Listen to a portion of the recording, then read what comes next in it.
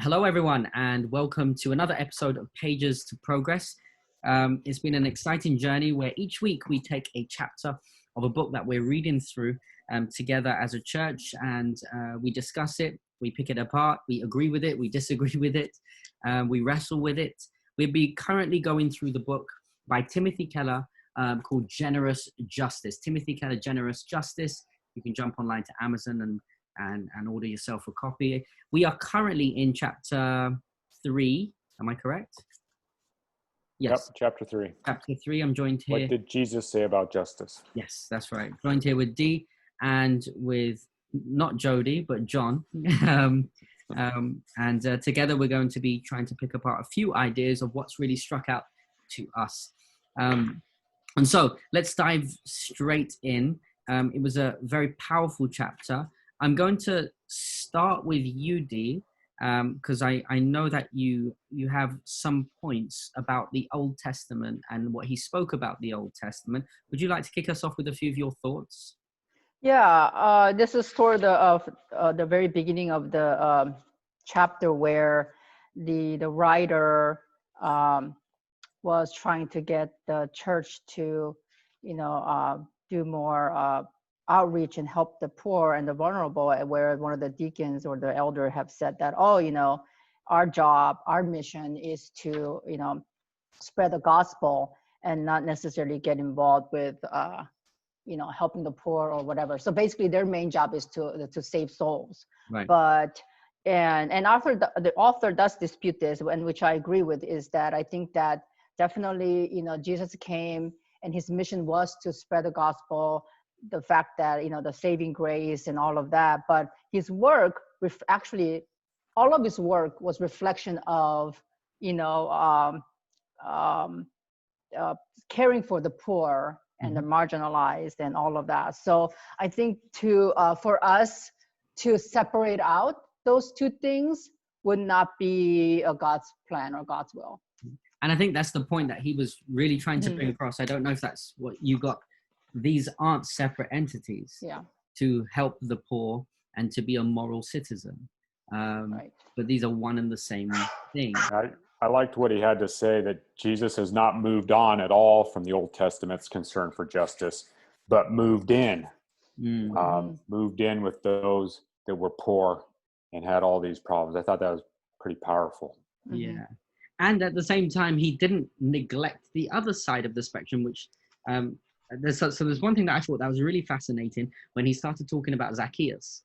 And Zacchaeus, a tax collector, obviously one of the wealthiest of the time. And he kind of painted a picture which was incredibly powerful for me. I just want to read it on page 45. He ate with and spoke to tax collectors, the wealthiest people in society, yet the most hated. And here's the line that really struck me. Since they acquired their gains through collaborating with the Roman forces of occupation. The reason why that struck me is because I wondered to myself, who would it be in today's society that are the wealthiest, who collaborate with forces that marginalize, discredit, and destroy the position of the poor, of those who are on the lowest ends of our socioeconomic scale?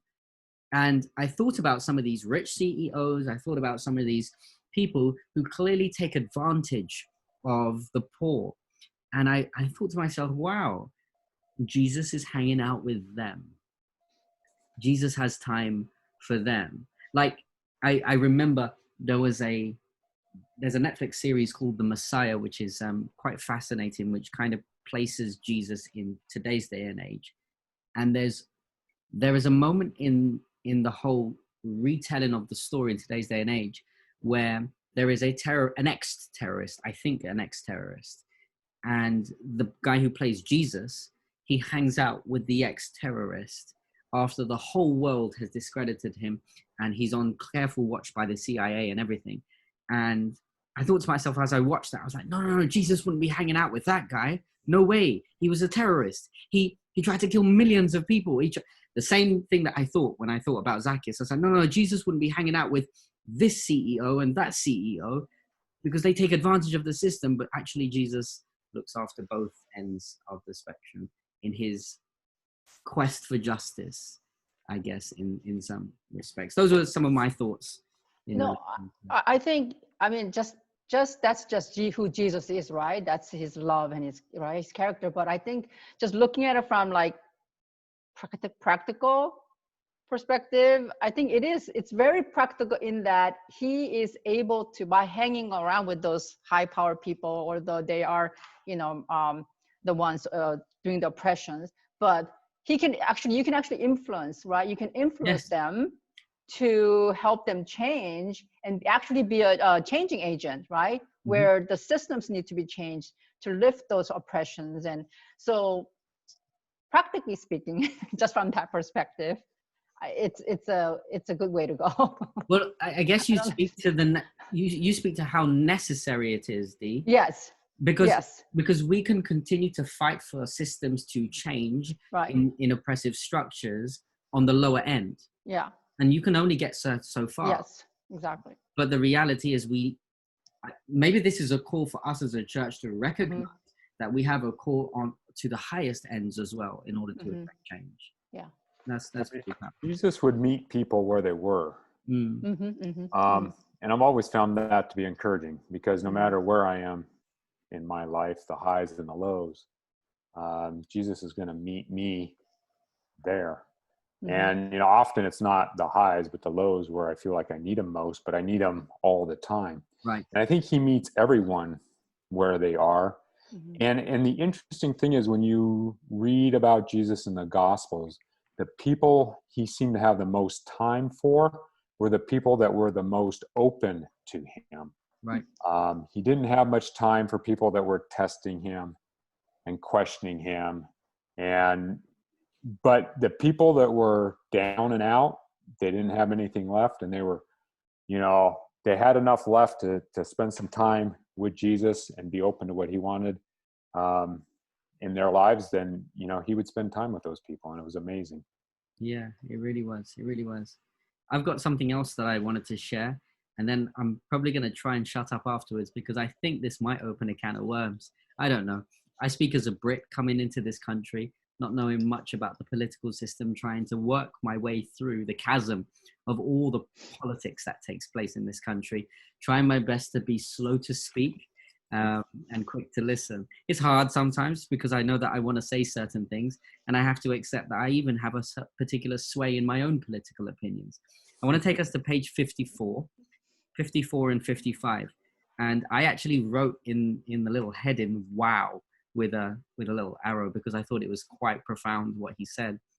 He speaks specifically about the contrast between conservatism and liberalism amongst politics and also amongst our own lives. This is what he says. This is the writer Timothy Keller. He says, conservatism stresses the importance of personal morality, especially the importance of traditional sexual morals and hard work, and feels that liberal charges of racism and social injustice are overblown.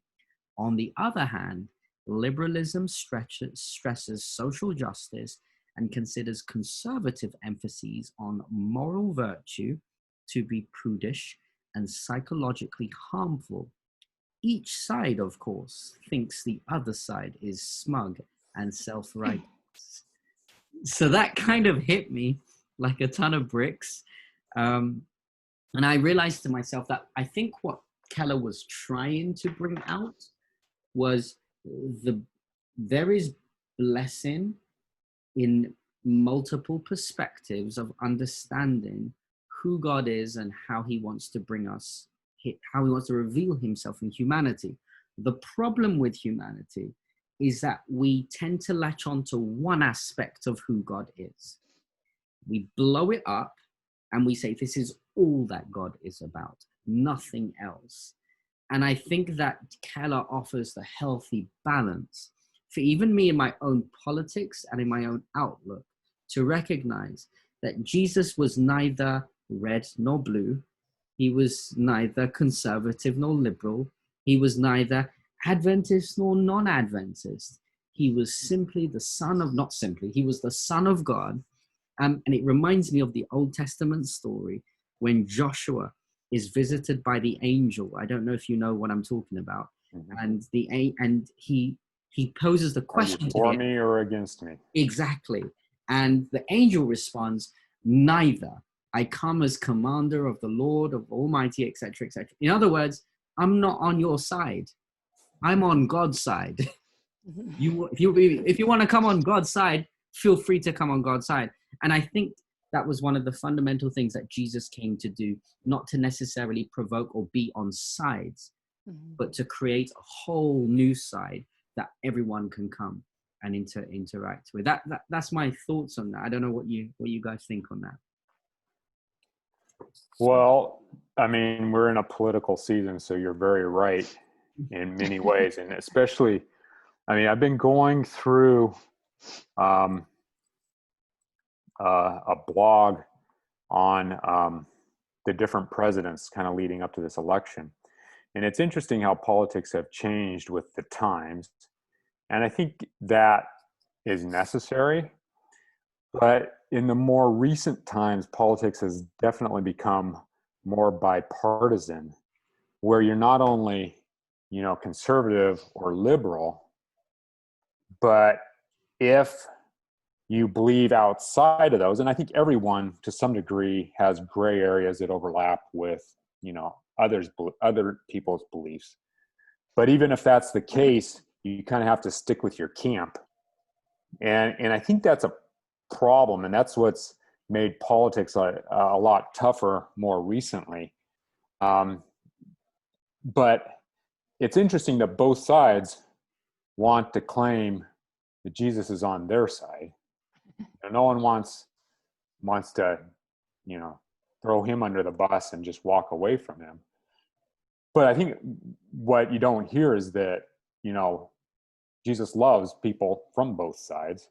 And I think he not only loves them, he very much enjoys them and wants to be with them and interact with them. I guess the question Even is... though we don't. Yeah, well, it's often. And I've often thought, especially when you kind of hit this political season and you get people with such strong opinions, especially lately, like I was saying, strong opinions on different issues.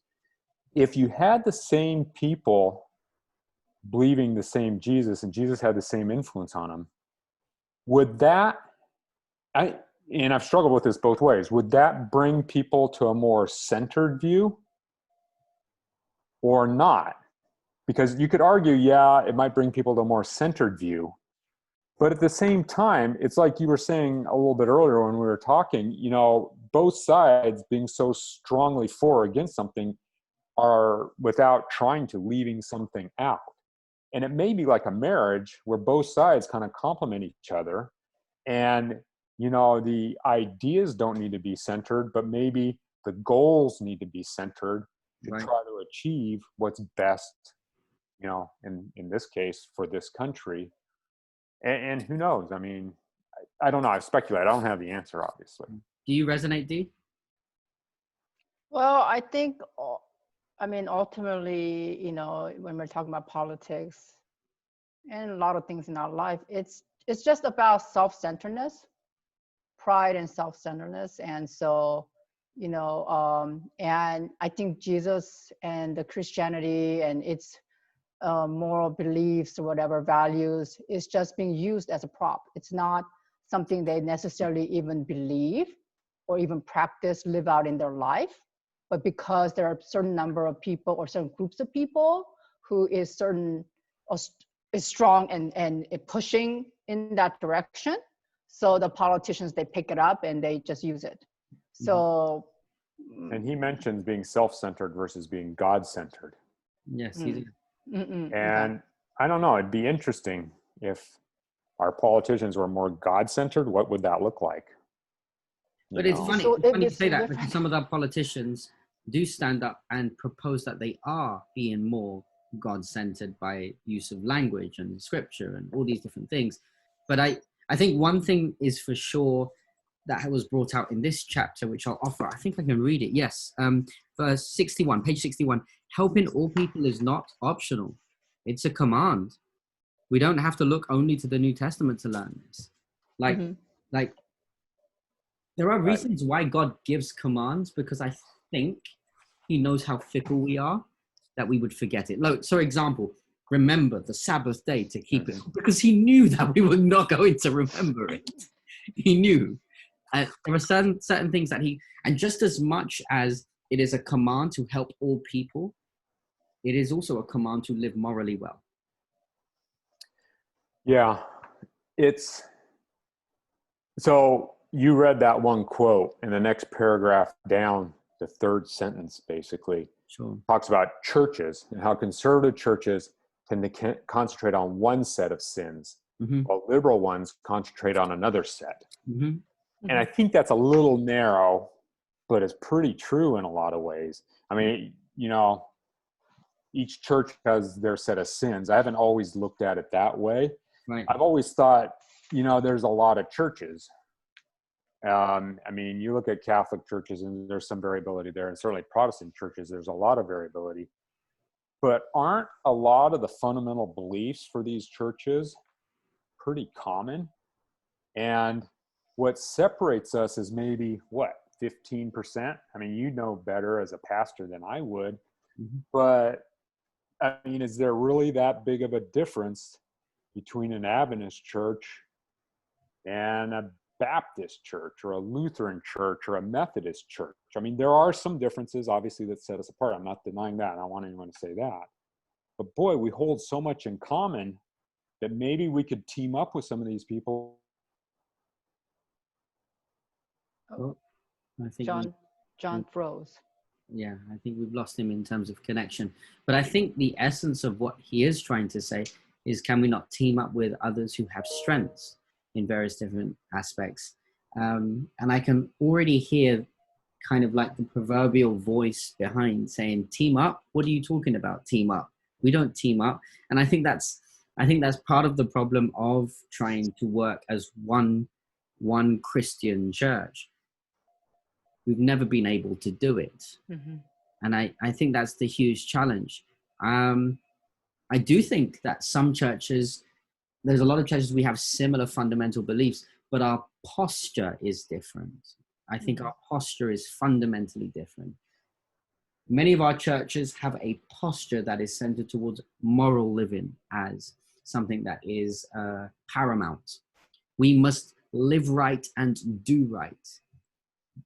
But what's not included is to be right for other people, to be compassionate, to fight for justice, to look for those who are marked. It's a separate entity. It's almost like a separate ministry that is given. And I think that that's something that we have to continually challenge ourselves. I personally think there is tons to learn from our sister churches. And I'll say this, if there are any Baptists listening or Presbyterians that don't feel offended, I'm sorry, I don't mean to offend, but this is just my perspective. I think we as Adventists have beautiful theology. We lack in practice. And I think that Baptists and Presbyterians may not have as beautiful theology in my perspective, but amazing practice when it comes to how they, and at the end of time when Jesus comes, I wonder, what's Jesus after? Our theology or our practice?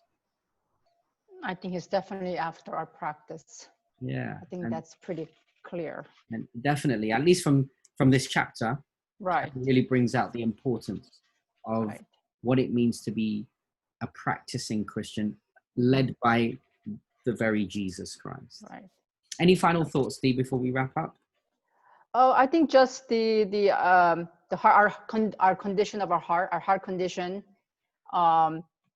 If we, I mean, when we don't care about the vulnerable and the poor, it's actually a direct reflection of our heart condition, our relationship with God.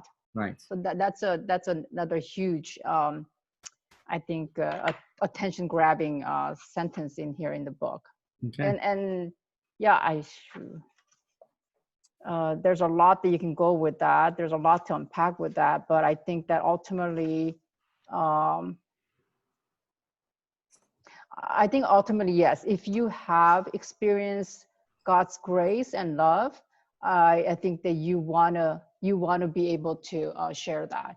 And I think that also comes from the fact that knowing that you have been saved already, that in turn that you want to be able to participating in works that can also save others. Okay, that's great. Definitely very insightful. John, we attempted to answer your question in your absence. You can later on listen. I was wondering if I said something I shouldn't, and I just got cut off. I don't think it was. Don't give that credit to God. It wasn't divine. Good. You can when you listen back to the video, you can see the answer that I gave and what me and Dee talked about, and see if that was sufficient. But I was just asking if there's anything final, just that we want to wrap up with. Any takeaway for you from this chapter that was particularly meaningful? Yeah. So I was somewhat unsatisfied with this chapter. I mean, I think he made good points, but with, I guess, just subconsciously reading through it, I didn't realize until I got to the end that I didn't like the way that Jesus ministered almost entirely to his immediate community, as in the Jewish race. Oh. And there were times when he stepped outside of that. Like the Samaritan woman. Yeah, and the centurion. But in some ways it was kind of like, what kind of message is that sending? And I've struggled with this before. The woman that's the Phoenician woman, Syro-Phoenician woman. That discussion has always intrigued me, because Jesus comes out and says, my ministry is not to others, and this is a very loose paraphrase, but my ministry is to the Jews. And why would I have anything to do with anyone else? And she says, well, at least, even the dogs under the table get the crumbs. And he respected her for saying that, but it seemed like it was pretty clear that his ministry was directed towards the Jews. And this chapter seemed to reinforce that. And it wasn't until I got to the last page when Keller says, it's that first full sentence on page 61. Keller says, our first responsibility is to our families and relations, which in my mind, that was for him, his immediate community and the Jewish race to some degree. And then our second responsibility is to other members of the community of faith. But even that kind of, he adds those two words at the end, of the faith. And so that left me wondering, well, what do we do about others? Right. And I guess maybe I struggle a bit having a heart for justice for the immediate community that I assume kind of grew up the same way I did and have studied and struggled with some of the same things I have and are fairly self-sufficient.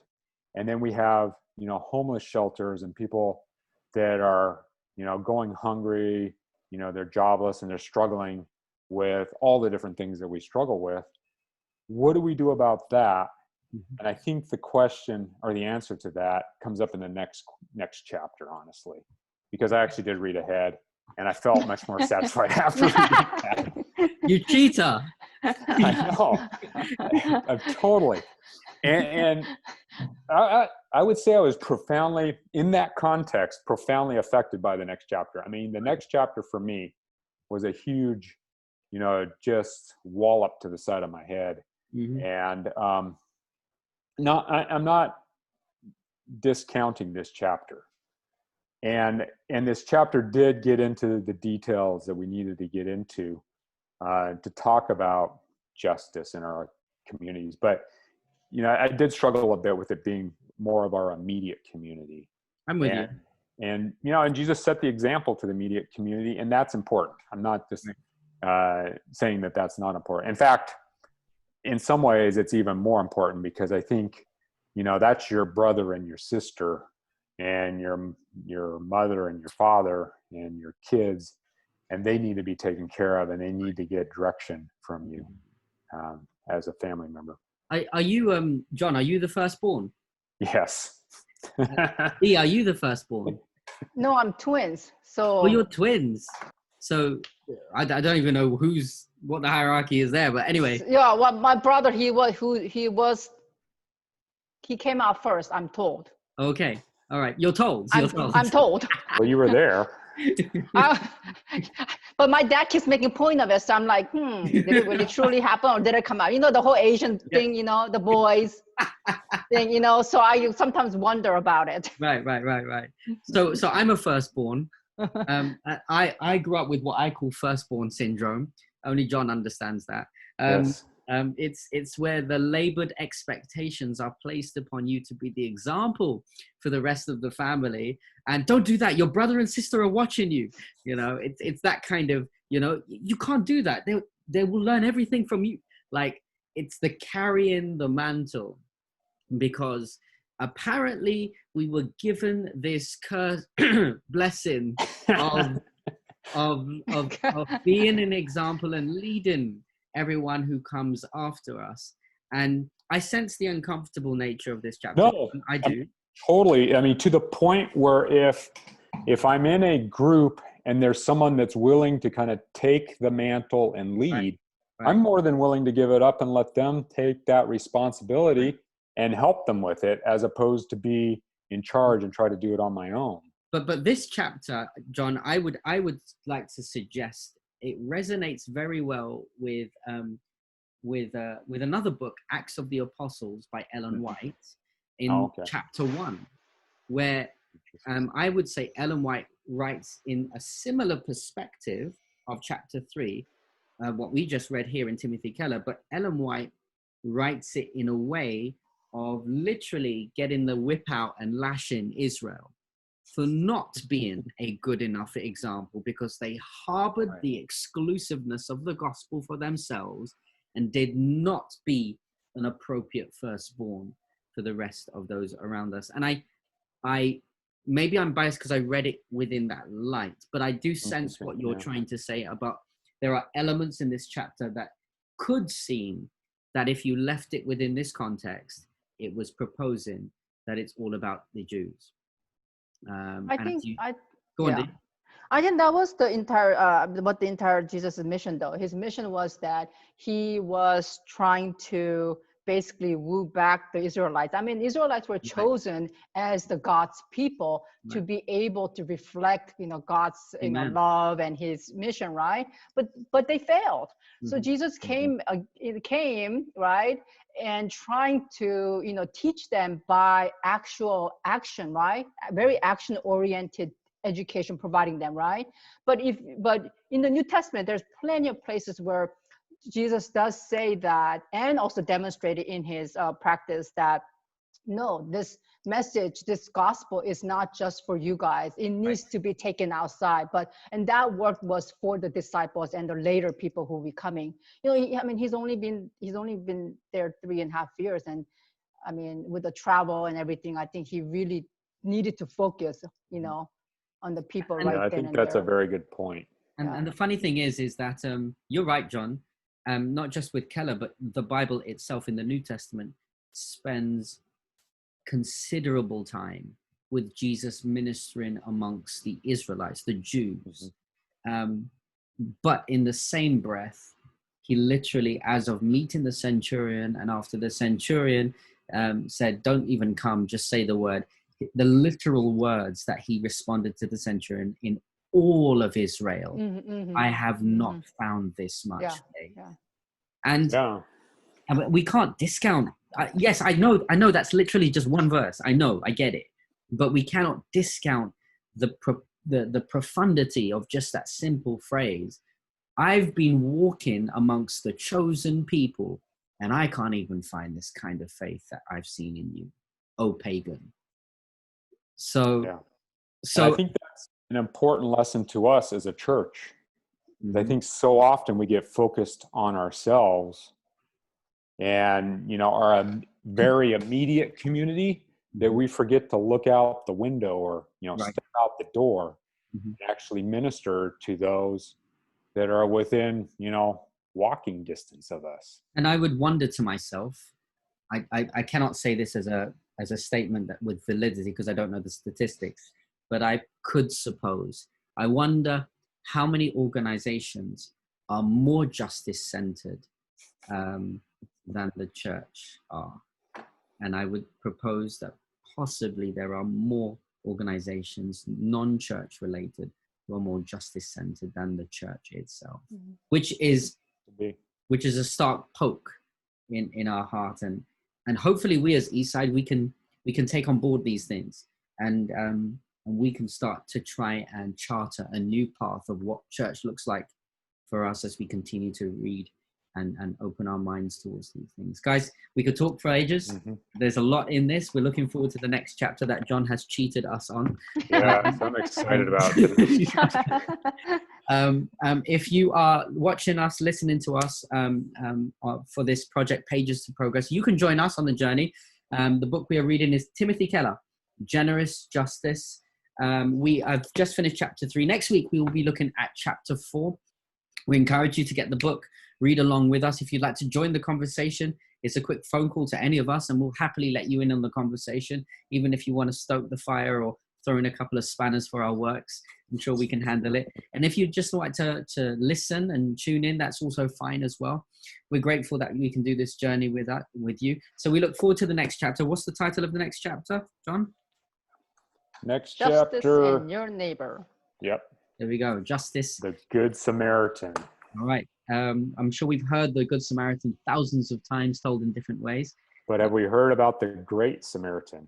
Oh, let's leave that as a spoiler for next time, shall we? Okay.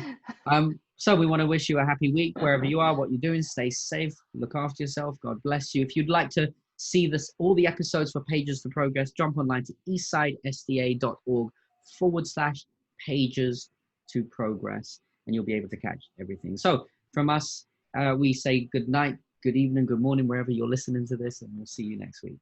Bye. Bye. Goodbye.